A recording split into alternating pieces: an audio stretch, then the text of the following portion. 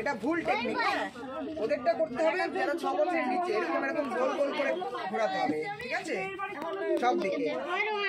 এবং ভেতরের সারফেসটা এইভাবে যেইভাবে করে ওটা ঠিকই আছে, কিন্তু বাইরের গুলো এইভাবে গোল গোল গোল গোল করে করাতে হবে। এটা হচ্ছে 6 বছরের নিচে। বাকিদের নাচা কেউ আছে যারা হ্যান্ডিক্যাপ, ফিজিক্যালি চ্যালেঞ্জ কেউ আছে?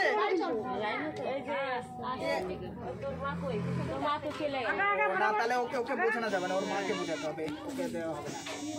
বাকি তো আর কেউ নেই। যারা 6 বছরের নিচে তারাই খালি এইভাবে এইরকম ভাবে করবে।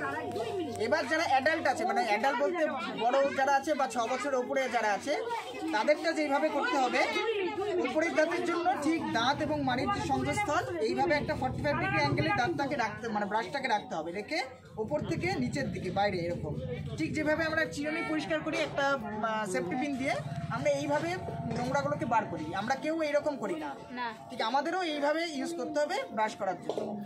যেরকম আবার নিচের জন্য নিচ থেকে ওপরের দিকে সবাই আমরা এইভাবে, মানে মেজরিটি লোকই এইভাবে ব্রাশ করি, যেটা হচ্ছে ভুল টেকনিক।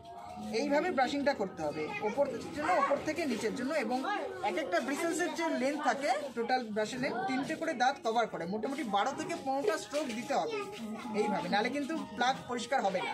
এটা পুরো পুরো সাইডটাকে করতে হবে, ভেতরটা আমরা যেইভাবে করি ওইভাবে করতে পারবো।